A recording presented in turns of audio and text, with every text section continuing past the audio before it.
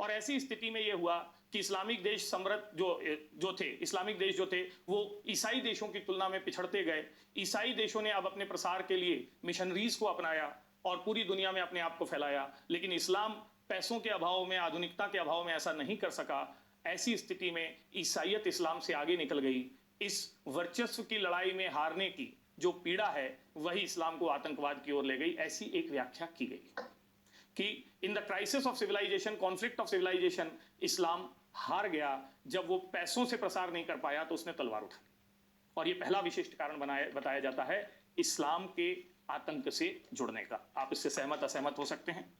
दूसरा कारण जो बताया गया उसे इस्लाम की या इस्लामिक देशों के शासन से जोड़ा गया।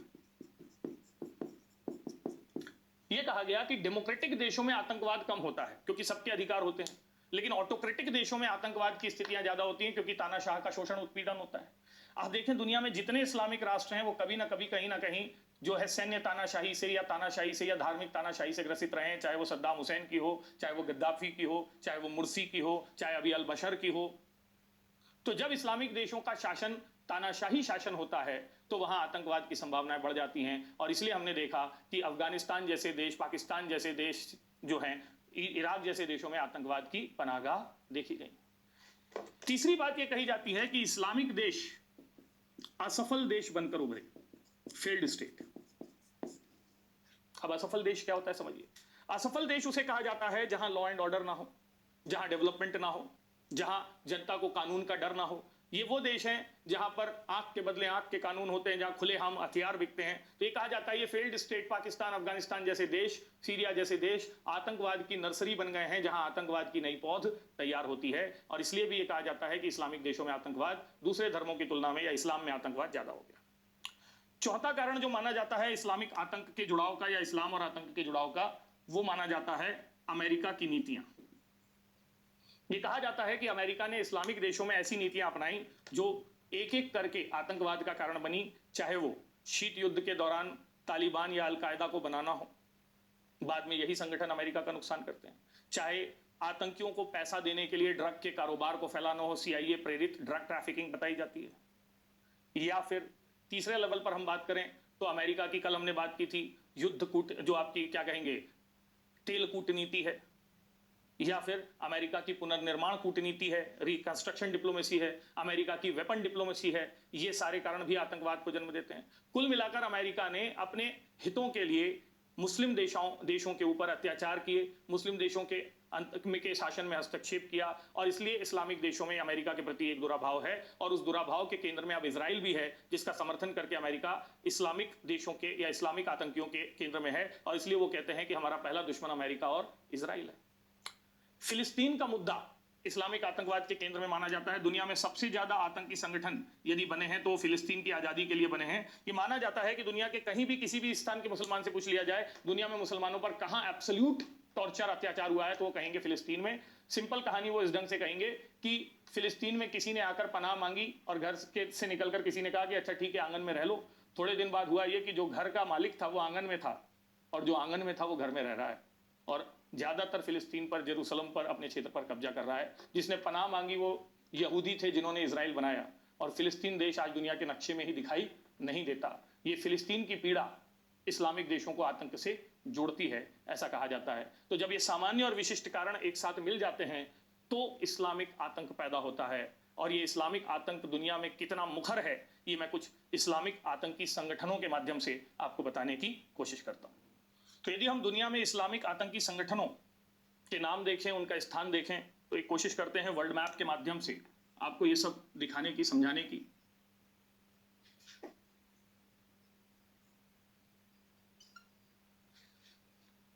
ये नॉर्थ अमेरिका, साउथ अमेरिका जैसा है। ये आपके अफ्रीका की स्थिति है, ठीक है।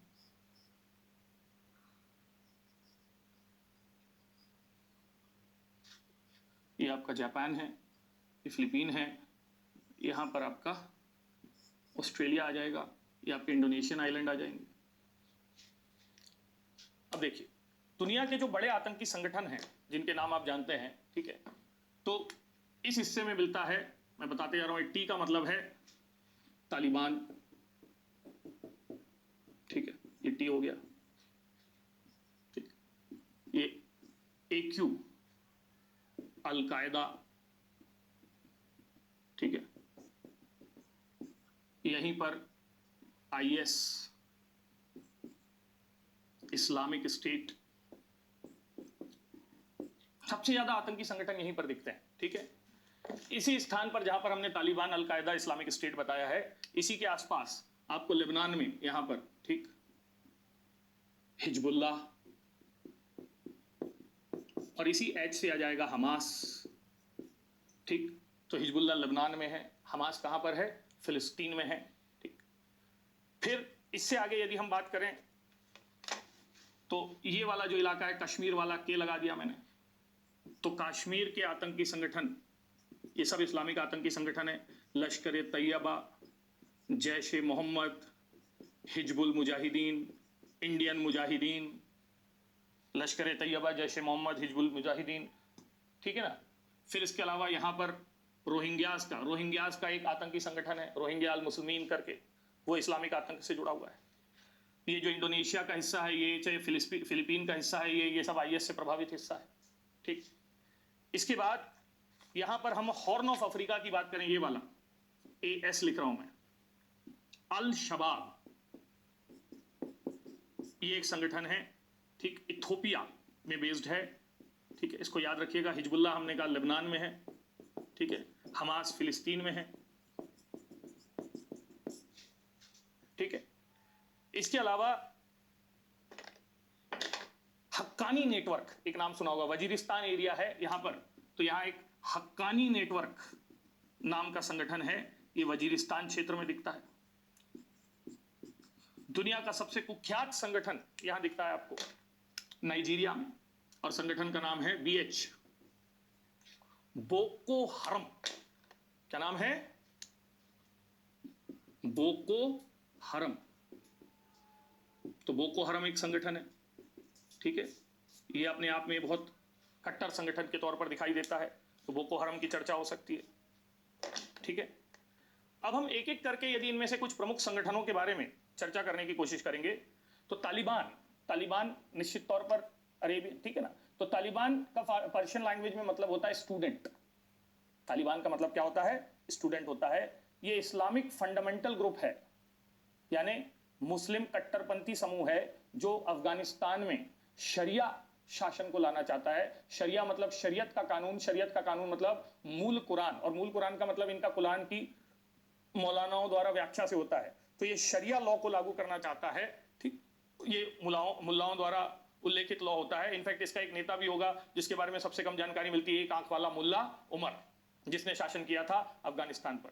तो ये जो तालिबान है, इस तालिबान का संबंध भारत के संदर्भ में आपके उससे एयर इंडिया के विमान या 814 के उस किडनैपिंग से होता है। ये तालिबान ही है जो 1996 से 2000 या 1994 से 1996 के बीच, ध्यान से सुनिएगा, 94 से 96 के बीच मिलिशिया मतलब धर्म के योद्धा के तौर पर दिखता है। और 1996 से 2001 का दौर दुनिया का सबसे खतरनाक दौर है, जब तालिबान शासन करता है अफगानिस्तान में, जब वो बमियान में, आपने सुना होगा, बुद्ध की मूर्ति को तोड़ता है। और फिर 2001 के बाद से तालिबान में अमेरिका द्वारा जब हमला किया जाता है और उसके बाद वहां से लादेन को भगाया जाता है, तो वहां फिर कठपुतली सरकार या अमेरिका प्रेरित सरकार बनती है। तो तब से तालिबान आतंकी संगठन के रूप में है। इस तालिबान का निर्माण 70s में अमेरिका द्वारा भी सोवियत संघ के खिलाफ लड़ने के लिए किया गया था, यानी तालिबान लड़ाके जो हैं वो अफगानिस्तान में सोवियत संघ के खिलाफ लड़ने के लिए तैयार हुए थे। दूसरा संगठन जिसे अल कायदा कहा जाता है, ठीक। तो अल कायदा शब्द अरेबियन शब्द है, और अल कायदा का मतलब होता है द बेस, द फाउंडेशन, आधार, ठीक। और अल कायदा ये मानकर चलता है, ये भी वो लोग हैं जो अमेरिका द्वारा सोवियत संघ के खिलाफ लड़ने के लिए अफगानिस्तान में तैयार किए गए थे, ठीक है। लेकिन जब शीत युद्ध समाप्त हुआ, सोवियत संघ का विघटन हो गया, तो अल कायदा के लोग बेरोजगार हो गए। अब अल कायदा के लोग जब बेरोजगार हो गए तो उनके पास कोई नया दुश्मन तो था नहीं, तो उन्होंने धर्म की राह, मतलब पहले वो लड़ाई कर रहे थे देशों की, तो उन्होंने धर्म की राह पकड़ ली। और धर्म की राह पकड़ते हुए उन्होंने अपने आप को कट्टर सुन्नी संगठन के रूप में global militia for Islamic Sunni movement ऐसा कहते हैं, ग्लोबल मिलिशिया, मिलिशिया मतलब सेना, फॉर इस्लामिक सुन्नी मूवमेंट, इस तौर पर उन्होंने अपने आप को प्रस्तुत किया। और धीरे धीरे अलकायदा का प्रभाव नॉर्दर्न अफ्रीका और अरब देशों पर बढ़ता गया। ठीक, सऊदी अरब में जब अमेरिका ने अपनी सेना उतारी तो अलकायदा के लोगों ने इसका विरोध किया और उन्होंने कहा, यहां से अमेरिका और उनका मामला बिगड़ता है, और उन्होंने कहा कि सऊदी अरब का जो राजा है जिसका नाम है अल सऊद फैमिली वहां पर है, जिसके 900 पुरुष देश को चलाते हैं, और सऊदी अरब दुनिया का सबसे कट्टर इस्लामिक देश है। और सऊदी अरब में कट्टर सुन्नी विचारों को, शासन को जिसको अपनाया जाता है, उस विचार का नाम है वहाबी विचार। ये जो बोलते हैं ना वहाबी विचारधारा से प्रेरित है, तो ये वहाबी विचारधारा या वहाबी धर्म जो निकला है वो कहां से निकला है? सऊदी अरेबिया से। और ये धर्म उन प्रतीकों से जुड़ता है जो वहां का शासक परिवार, राजा का परिवार, जिसे अल सऊद फैमिली कहते हैं, उनके द्वारा जिस धर्म का पालन किया जाता है वो वहाबियन रिलीजन कहलाता है, सबसे कट्टर। अब देखो ध्यान से क्या हुआ। लादेन ने कहा कि सऊदी अरब की पवित्र जमीन पर, मक्का मदीना, अमेरिकी सैनिकों के जूते या पैर पड़े हैं, ये इस पवित्र जमीन का अपमान है, और इसीलिए अल सऊद फैमिली जो चाटुकार हो चुकी है अमेरिका की, वो सच्ची वहाबी या सच्ची सुन्नी सेना नहीं है, हम सच्ची सुन्नी सेना हैं। और इस तरीके से अलकायदा सऊदी अरब का दुश्मन हुआ, और सऊदी अरब के रास्ते वो किसका दुश्मन भी हुआ? अमेरिका का दुश्मन हुआ। और इसलिए अलकायदा के निशाने पर सऊदी अरब और अमेरिका दोनों होते हैं। और उन्होंने कहा कि हम सच्चे वहाबी के रूप में हैं, वी आर द रियल वहाबीज। और ये अलकायदा जो है, ये लादेन के उसमें मतलब झंडे तले फला फूला, और फिर इसी ने 2001 की बड़ी घटना को जन्म दिया, जिससे अलकायदा सबके नोटिस में आया, सबके निशाने पर आया, जब उसने कहा कि हम रियल रिप्रेजेंटेटिव हैं वहाबी ओपिनियन के। ठीक है। तीसरा संगठन जिसे आईएस कहा जाता है, आईएसआईएस कहा जाता है, आईएसआईएल कहा जाता है, इसको दाएश भी कहा जाता है। एक नाम आईएस है, एक आईएसआईएस है, एक आईएसआईएल है, एक दाएश, ये नाम भी इनको दिया जाता है। ठीक है। अब देखिए, तो यहां Islamic state in Iraq and Syria, Islamic state, ठीक, इन लेवेंट, इस ढंग से वर्ड यूज किया जाता है, या फिर यह कहा जाता है कि ये इस्लामिक स्टेट है। अब इन सब का मूल उद्देश्य जो है वही ये सलाफी जिहादी कहलाते हैं। और सलाफी जिहादी यानी कट्टर सुन्नी जिहादी जो पूरी दुनिया में वहाबी डॉक्ट्रिन को लागू करना चाहते हैं और दुनिया को, ठीक, दारुल इस्लाम में बदलने का सपना रखते हैं। इसलिए इन्होंने अपना नाम अब इराक सीरिया से हटाकर क्या कर दिया है? इस्लामिक स्टेट कर दिया है। इस संस्था की स्थापना तो 70s में ही, 80s में दिख रही थी, खाड़ी युद्ध के बाद से दिखती है। लेकिन अभी जब अमेरिका ने सद्दाम हुसैन का पतन किया तो सद्दाम हुसैन सुन्नी शासक था, और इराक और ईरान में शिया ज्यादा है, तो सुन्नी लोगों को यह विश्वास दिलाया गया था कि जब सत्ता बदलेगी तो सुन्नियों का प्रतिनिधित्व होगा। लेकिन जो नई सत्ता आई अमेरिका के प्रश्रय में, उसने सुन्नियों को उतना महत्व नहीं दिया। तो इराक के सुन्नी फिर से आईएस के झंडे तले एकत्रित हुए, फिर उन्होंने सीरिया के विरोध का फायदा उठाया, और इस तरीके से सद्दाम हुसैन के डिमाइस के बाद आप ये कह सकते हैं कि नए सिरे से आईएसआईएस का उभार देखा गया। और आज ये आईएसआईएस जो है वो अलकायदा का स्थान ले चुका है, और पूरी दुनिया में अब जिसके सबसे ज्यादा आतंकी हैं, चाहे वो नॉर्दर्न अफ्रीका हो, चाहे वो ईस्ट एशिया हो, चाहे वो इंडोनेशिया हो, चाहे वो फिलीपीन हो, पूरी दुनिया में पैन वर्ल्ड प्रेजेंस यदि कोई रखता है तो वो आईएस है या आईएसआईएस है। ऐसा माना जाता है कि आज हर देश में ये अलग अलग नामों से जाना जा रहा है, जिसे आईएस फ्रेंचाइज कहा जाता है। ये आप समझिएगा, आईएस फ्रेंचाइज मतलब आईएस की अलग अलग शाखाएं। बोको हरम, बोको का मतलब होता है यूजलेस, और हरम का मतलब होता है बैन, यानी यूजलेस चीजों पर बैन।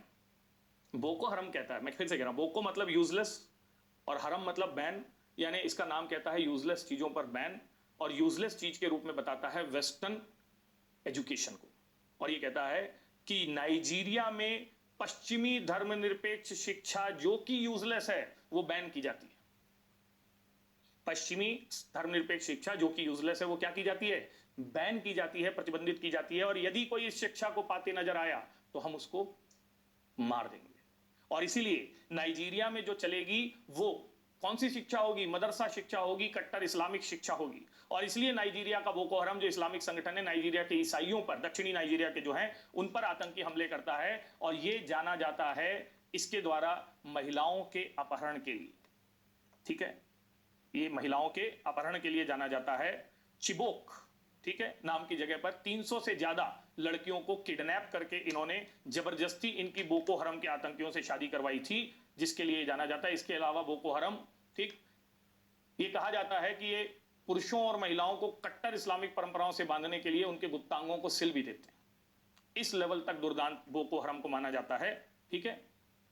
तो ये बोको हरम हो गया। बाकी ये 4 ही मेजर हैं, बाकी जिन पर बात की जा सकती है वो कश्मीर और इसके संगठन, इनके बारे में मैंने बतलाया। और इन सब जानकारियों से ये बहुत स्पष्ट हो जाता है कि इस दुनिया में इस समय सबसे ज्यादा प्रसारित यदि कोई आतंकवाद है तो इस्लामिक आतंकवाद है। चाहे आप माने या ना माने, इस्लाम का आतंक से जुड़ाव दूसरे धर्मों की तुलना में ज्यादा है और इस्लामिक आतंकवाद का प्रभाव भी दूसरे धर्मों की तुलना में ज्यादा है। तो अब अंतिम प्रश्न पर आते हैं कि इस्लामिक आतंक भारत के खिलाफ क्यों?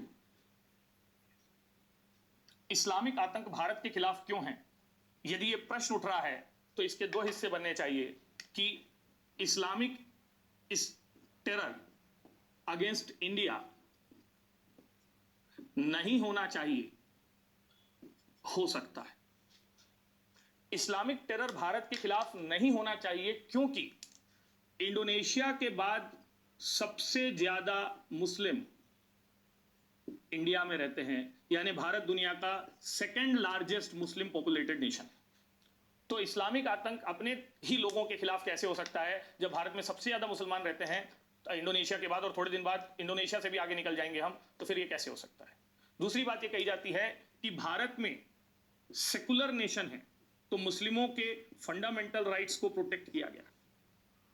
तीसरी बात ये कही जाती है कि भारत में मुसलमानों की सामाजिक आर्थिक स्थिति किसी भी अन्य इस्लामिक देश की तुलना में बहुत अच्छी है। कोई भी अन्य इस्लामिक देश उठा लो या दुनिया भर के मुसलमानों से पूछ लो कि कहां पर जीने की अच्छी दशाएं आपके लिए, तो वेस्टर्न कंट्रीज के बाद जिसका नाम लेंगे वो क्या होगा? अब तो वेस्टर्न कंट्रीज में भी नहीं रहा, वो कहेंगे इंडिया में मुसलमानों के साथ बढ़िया स्थितियां हैं, ठीक। तो यदि ऐसा है कि भारत सेकुलर है, भारत में मुसलमानों को प्रतिनिधित्व दिया जाता है और इसके अलावा भारत में इन्हें माइनॉरिटी का दर्जा देकर इनको विशेष सहायता भी की जाती है, चाहे वो आरक्षण के द्वारा हो, चाहे वो सब्सिडी के द्वारा हो, यानी हम ये प्रयास करते हैं कि मुसलमानों को मुख्य धारा पर लाया जाए। हमारे संविधान में माइनॉरिटी प्रोटेक्शन के लिए आर्टिकल 2930 है और इसके अलावा हमारी प्रस्तावना में भी ये कहा गया है कि सभी को विश्वास, उपासना, धर्म, अभिव्यक्ति की क्या होगी? स्वतंत्रता होगी। तो भारत और भारत के संविधान और भारत के शासन की ये सारी बातें ये दिखाती हैं कि भारत में मुसलमान सुरक्षित हैं, तो फिर इस्लामिक टेरर भारत के खिलाफ नहीं होना चाहिए। लेकिन सच क्या है? सच ये है कि आफ्टर अमेरिका एंड इजराइल यदि इस्लामिक आतंक किसी के खिलाफ दिखता है तो वो इंडिया है। सच यह है कि दुनिया में कोई भी टेरर आउटफिट बनता है तो वो इनके बाद सबसे बड़ा दुश्मन किसको बनाता है? इंडिया को बनाता है। ऐसा इसलिए है क्योंकि यह सच है कि भारत में मुस्लिम आबादी सबसे ज्यादा है, लेकिन यह भी सच है कि दुनिया के किसी एक देश में सबसे ज्यादा काफिर मतलब नॉन मुस्लिम्स कहीं रहते हैं तो वो इंडिया में। चाइना में भी नहीं है, क्योंकि चाइना में मैंने कहा आधे लोग नास्तिक हैं। जिस देश में 100 करोड़ गैर मुसलमान रहते हैं, जब दुनिया की आबादी ही 700-800 करोड़ हो, तो यदि दारुल इस्लाम के सपने को बुनना है तो सबसे पहले इस देश को जीतना होगा। और इसीलिए गजनवी से गौरी तक, या अभी ठीक है लादेन से बगदादी तक, सबका यह प्रयास है कि भारत पर इस्लामिक झंडा फहराया जाए। लेकिन ठीक है ना, इस प्रक्रिया में भारत के मुसलमानों के साथ भी जो अत्याचार होगा वो उसके बारे में इमेजिन नहीं कर पाते। तो उनका यह कहना है कि चूंकि दारुल इस्लाम के सपने में सबसे बड़ी बाधा इंडिया की हिंदू जनता है, इसलिए हमारा आतंक उनके खिलाफ। दूसरी बात वो ये कहते हैं पाकिस्तान भारत का दुश्मन है। पाकिस्तान मुस्लिम देशों का अघोषित नेता है क्योंकि उसके पास परमाणु बम है। तो पाकिस्तान का नेता होना, पाकिस्तान का भारत के खिलाफ दुष्प्रचार करना, पाकिस्तान का यह कहना कि भारत में मुसलमानों पर अत्याचार होते हैं, पाकिस्तान का यह कहना कि भारत में मुसलमानों को दोयम दर्जे का नागरिक बनाया गया है, पाकिस्तान का यह कहना कि भारत में बाबरी मस्जिद डिमोलिशन किया गया है, भारत में नए कानून जो लाए जा रहे हैं वो मुसलमानों के खिलाफ है, ये सब चीजें कहीं ना कहीं इस्लामिक आतंक को जोड़ती हैं। तीसरी चीज कश्मीर है। दुनिया भर में पाकिस्तान ने और अन्य इस्लामिक संगठनों ने यह माहौल बनाया है कि दुनिया फिलिस्तीन के बाद यदि मुस्लिम अधिकारों का सबसे ज्यादा हनन कहीं हो रहा है तो वो कौन सी जगह है? कश्मीर है। और कश्मीर भारत का हिस्सा है, तो निश्चित तौर पर फिलिस्तीनियों के बाद कश्मीर की आजादी की लड़ाई इस्लामिक आतंकियों की लड़ाई हो जाएगी और वो भारत के खिलाफ हो जाएंगे। इसके अलावा एक कारण, ठीक, भारत में बढ़ रही, यदि आप माने तो असहिष्णुता को भी माना गया है। भारत ने जब ठीक है ऐसी कुछ कार्य हुए, जैसे दंगे हुए, जैसे बाबरी मस्जिद का डिमोलिशन हुआ, या जैसे अभी कुछ नए कानून पारित हुए हैं, वो सही है या गलत इससे परे, जब भी मुस्लिमों में संदेह की स्थिति बनती है तो उस संदेह का लाभ इस्लामिक आतंकी संगठन उठाते हैं, चाहे वो सांप्रदायिक दंगों का लाभ हो, चाहे अभी सीए जैसे कानूनों की बात हो, या फिर आप ये कह सकते हैं राम मंदिर से जुड़े डिसीजन को प्रोपेगेंडा करना हो, या कश्मीर से 370 हटाने के मामले को आगे बढ़ाना हो। इन सारी चीजों को लेकर ये विश्वास दिलाया जाता है कि भारत में इस्लाम खतरे में है, भारत में इस्लामिक अस्मिता, इस्लामिक आइडेंटिटी खतरे में है, और भारत में मुसलमान दोयम दर्जे के नागरिक बनकर रह जाएंगे। ये सारी बातें भारत के अंदर से इस्लामिक आतंक को पैदा करने की कोशिश करती हैं, और इन सब कारणों से भारत में होना तो नहीं चाहिए, लेकिन फिर भी इस्लामिक आतंकवाद ठीक ठाक या बहुत मुखर रूप में दिखाई देता है, जिससे लड़ने के लिए हमें एकजुट होकर प्रयास करने की जरूरत है। तो ये आतंकवाद की विस्तार से जो कहानी हो सकती थी, ये 2 कक्षाओं के माध्यम से आपको पहुंचाई गई। आशा है इससे आप संबंधित प्रश्नों का जवाब देने की कोशिश करें।